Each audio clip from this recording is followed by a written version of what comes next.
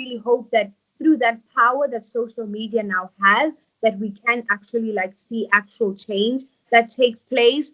But also at the same time, we know that when it comes to political issues, that they are driven in different narratives because they are controlled so much by. It's in as much as change is brought through, the implementation of things, but then that implementation requires education, and a society has to be educated. And that implementation is brought through people who are aware of their current political surroundings.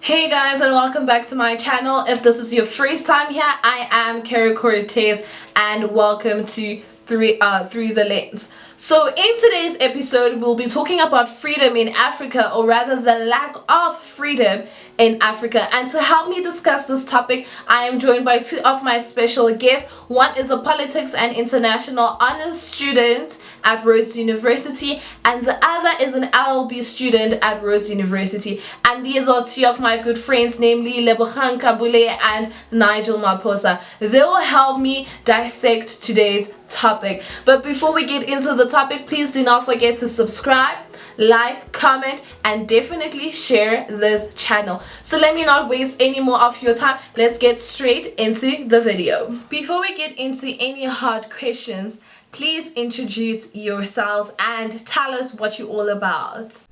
Hi, Karen. Thank you so much for this opportunity. My name is Lebo and Nkambule, and I am a political and international studies honors student at Rhodes University. And I really, really enjoy nuancing around politics. So hence I'm here. So what's up? I'm Nigel, Nigel Maposa. I'm currently fourth year LLB student at the Rhodes University. I also currently hold a Bachelor of Social Science in Politics and International Relations. So yeah, I'm a student for now. First question is, how would you describe freedom in your own definition? Uh, okay, I'd say freedom is synonymous to liberty. Like, we are emancipated, an emancipated people, the ability to speak or, express yourself without restraint, oppression, the ability to,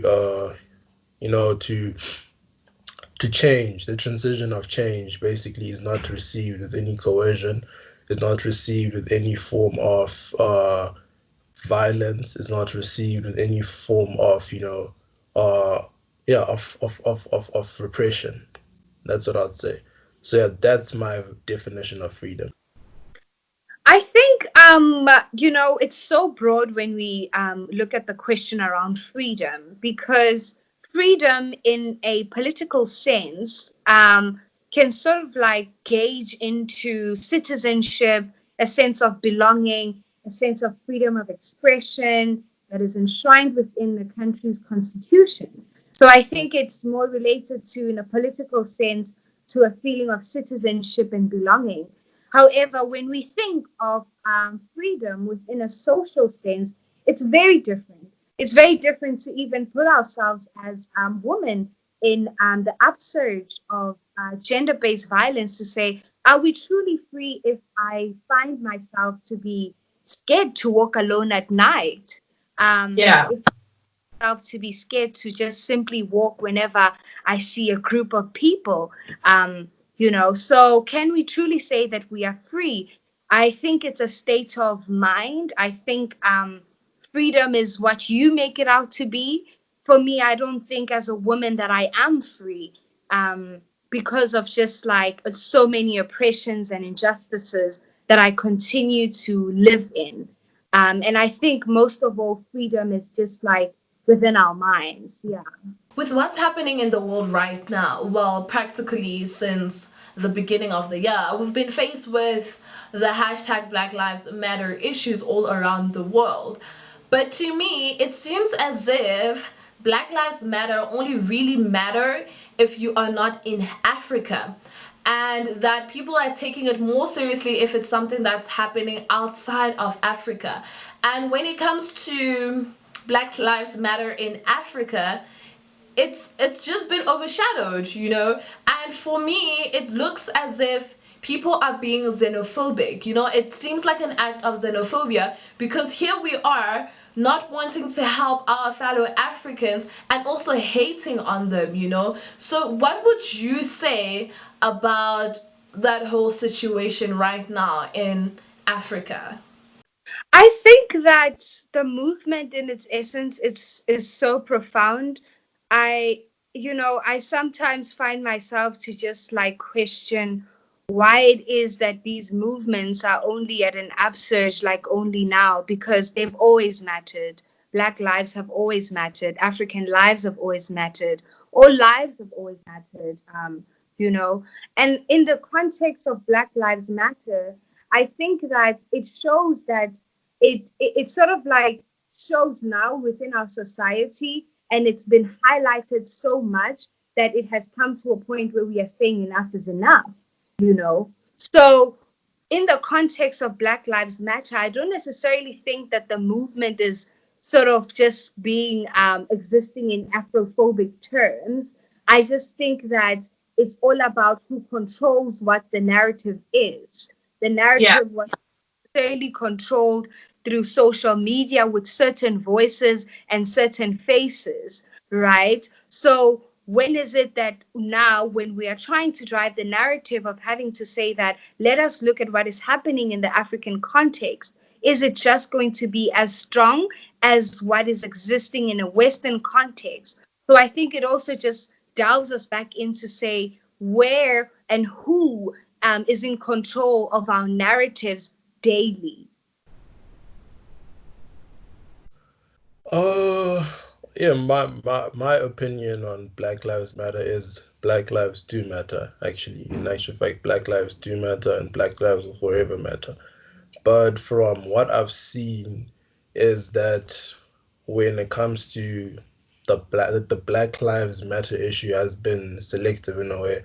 It's been filtered to support, a specific kind of black people. An example being how, I mean, when George Floyd passed away in America, the amount of public support he got from the whole world, I mean, from Africa, every single continent recognized the fact that, an injustice was done. One person alone, one killing alone in America was enough to get like public concern, to hear the world scream and come together and say, no, an injustice has been done and we need to solve it. But when we find black lives in African countries, to be specific, there's so much that's been going on. Not just hashtags Zimbabwean lives matter only. Like so many other countries have had, so many injustices happen to them. I mean, if you look at Libya, so much has happened in Libya, but has anything been said about that? Have those Black Lives mattered? So that then comes to the conclusion, or that then makes me like draw a conclusion that this thing is filtered because as Zimbabwe, we're also currently facing a humanitarian crisis. But how many people have spoken about this issue except for some? Like, of course, yes, we've received support from so many people. We've received support from like so many countries. But then that's only after we had said that, we are in this alone and we're not receiving the support. That's when people started actually acting out and saying, actually Zimbabwe lives matter, but you find that still not the whole, entire continent, or not like the whole entire, like, not everyone is like supporting the movement. You find people like, and what sucks the most, Karen, is that, it's something that's close to home. Why should we as Africans, I mean, I'm not saying it's wrong to like support other causes, I mean, overseas, what's happening. But then when something as close as home hits, it has to be received with, great magnitude and great support. But when that doesn't happen, you find that you then question the movement. Is it filtered? Are there a specific kind of, black people that need to be supported? Are there specific kind of black people that, uh, are worthy of support? That also brings out, a bit of xenophobic, tenets, because we're trying to say that, so American Black Lives Matter more than Zimbabwean Black Lives Matter. Is that what you're trying to say? Are you trying to say that there's a distinction or there's a disparity between black lives, black people? Are we different? All those questions come up, and one comes up with so many interpretations to something like that. There's so many interpretations to what's happening, and it's quite sad. And in as much as it's sad, it can also be used as a learning point, as a learning tool to us, to say that we need to revise, re-strategize, dismantle certain ideologies and impressions we have, certain stigmas we have, and relearn, and there's so much breaking down of barriers we still need to do as a people, not just as a people, but as the black race. We are not united as a front. Personally, I've always wondered why xenophobic attacks mostly happen in South Africa. Obviously, other countries hate on each other, which is wrong, by the way. But when it comes to xenophobia, it's mostly in South Africa.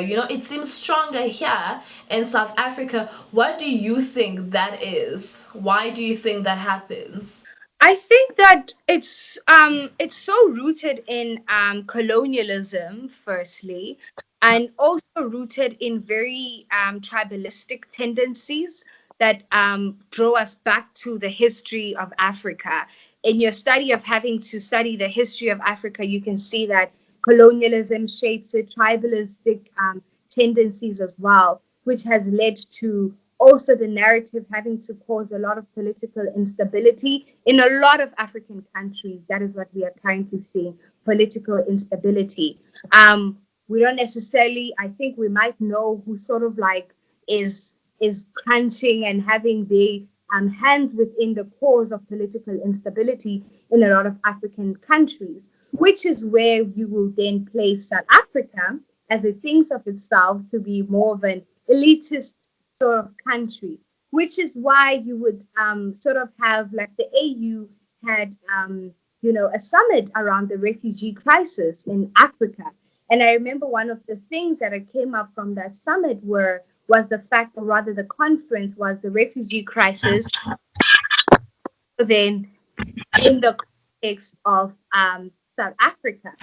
So having to say that it is so complex as well, and it is so nuanced in its essence. The fact that you have South Africa's having to offer asylum and also then having to combat the refugee crisis. However, I think that the problem with xenophobia also is rooted in stereotypes and bias that a lot of us have been socialized into. It's the fact that due to a lot of political instabilities in countries, people feel a sense of betrayal from their government.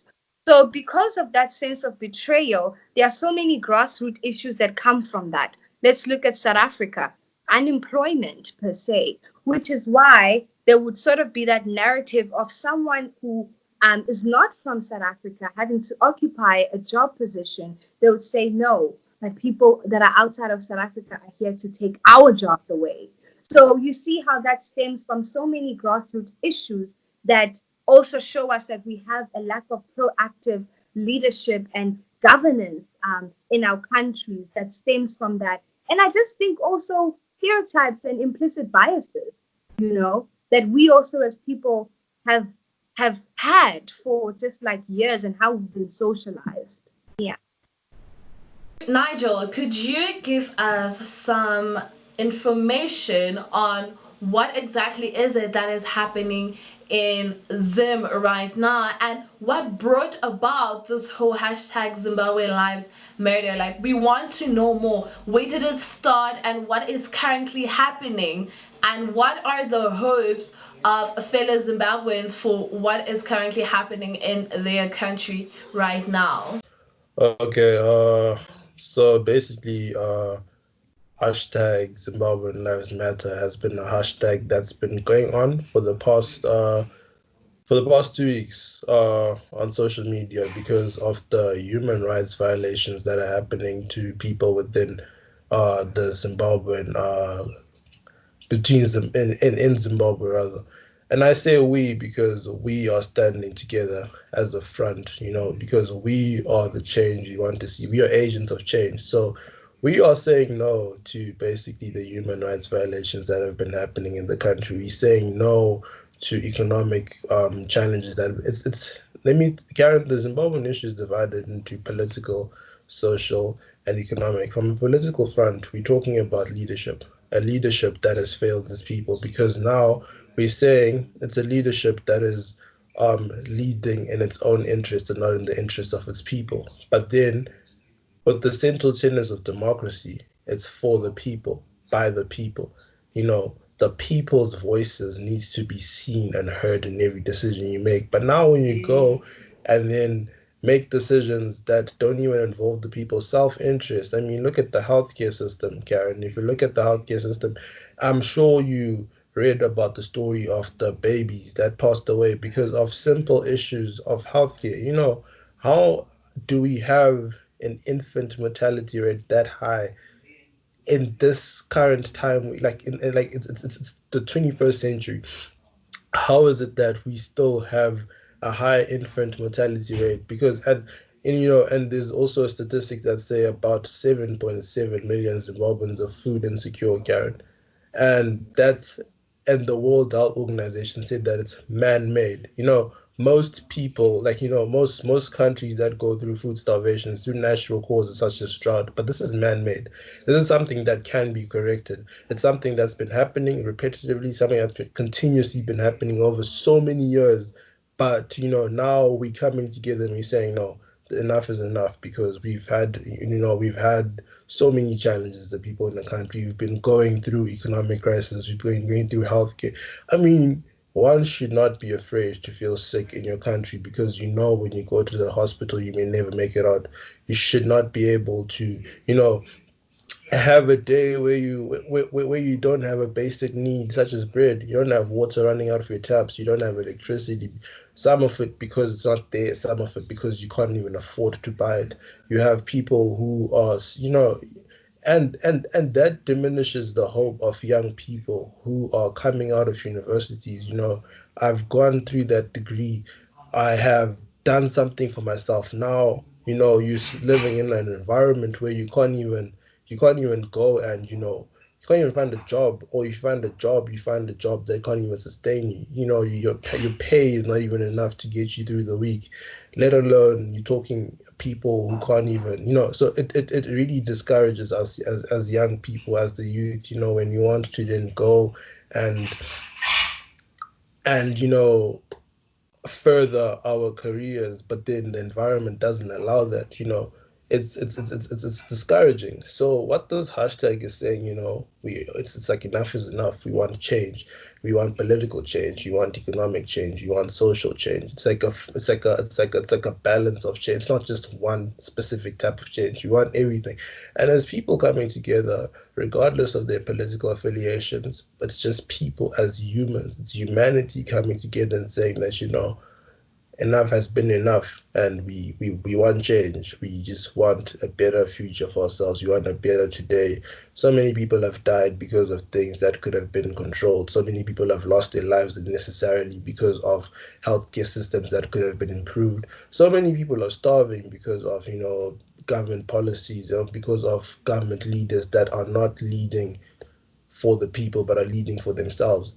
The constitution is not supreme. The constitution is, because basically with constitutional law, the constitution is supreme in your country, right? If you're a democratic country, the constitution is supreme. But here, what we're seeing is that the constitution is not even being respected, because stuff like freedom of expression, you can't even express yourself and not be abducted. You have so many abductions that are happening in the country, but people can't even express. There was this protest that was supposed to happen on the 31st. I'm sure you saw on Twitter that people got arrested, like high public figures got arrested because they were just expressing themselves. So the placard that said, we want better healthcare, we want better, better sustainable, a sustainable life for ourselves, and it said no violence.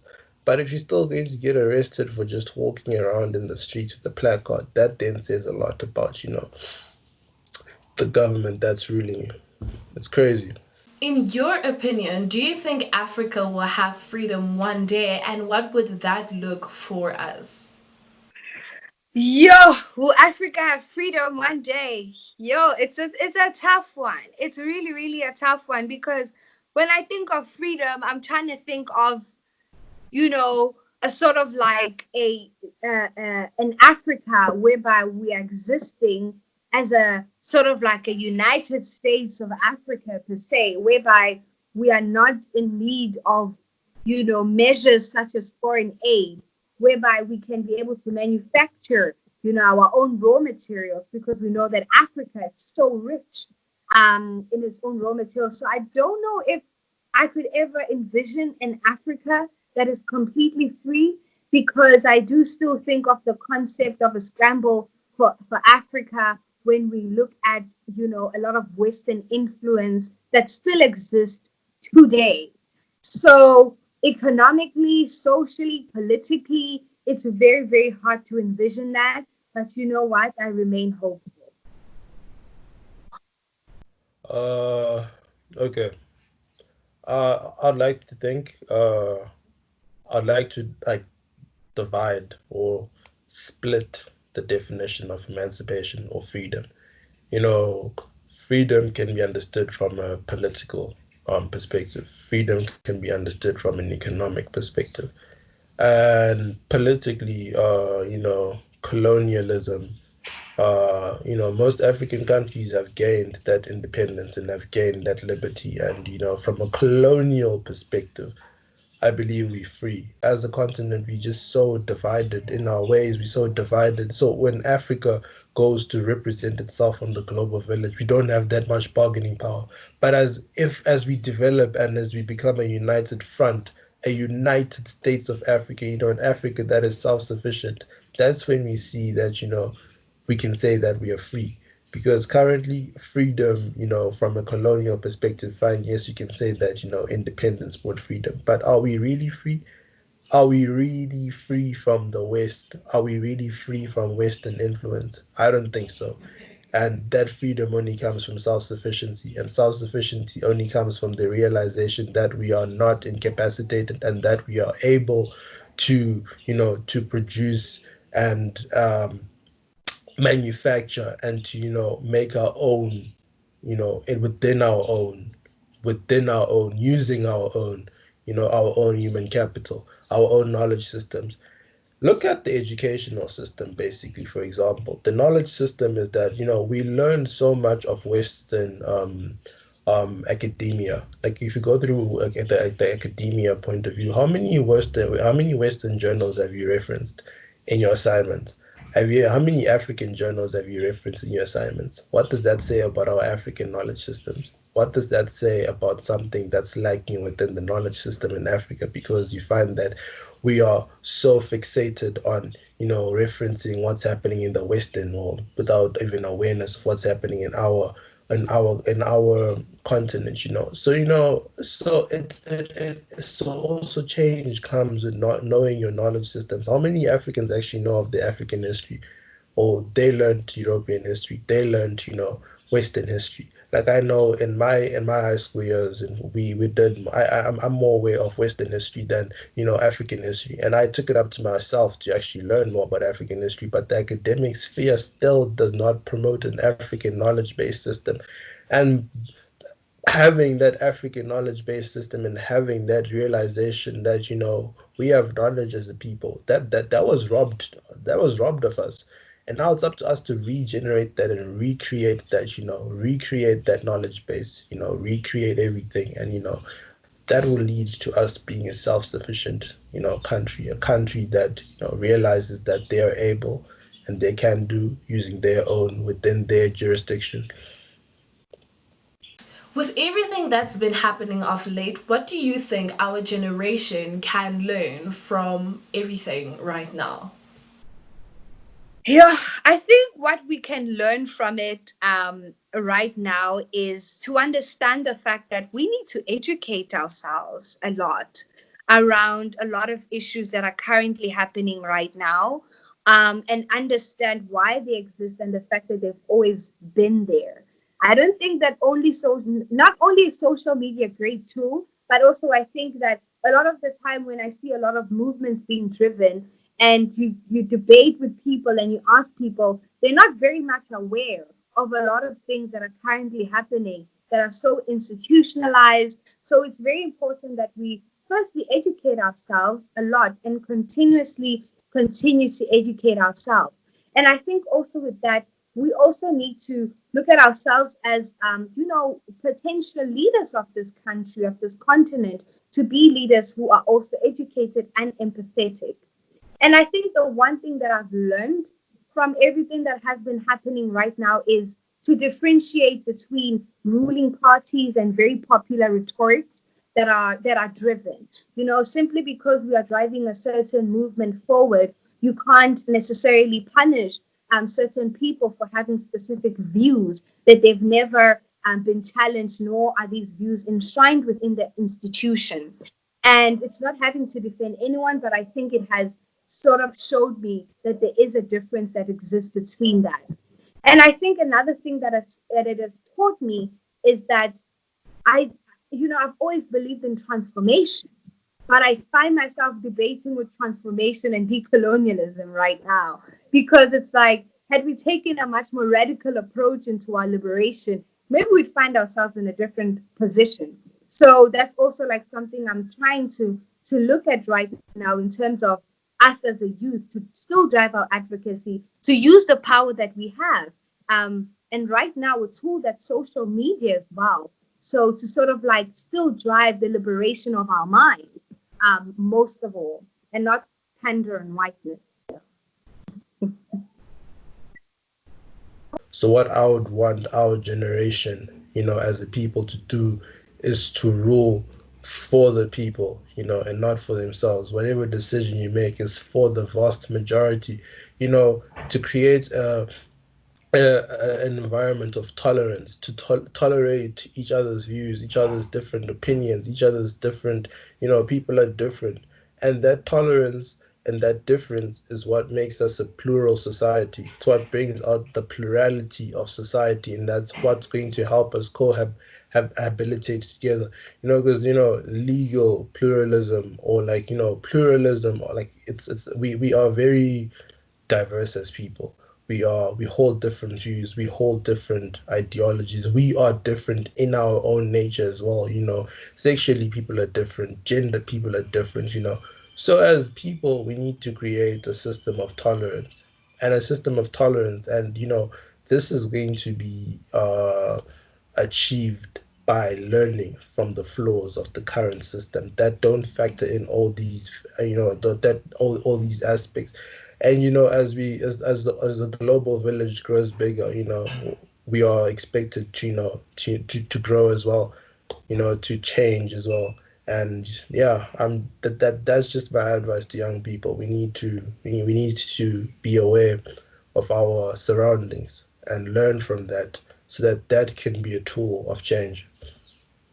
Well, those are basically all the questions that I have for you guys today. And I just want to say thank you so much for your willingness to participate in this conversation today. I really appreciate it.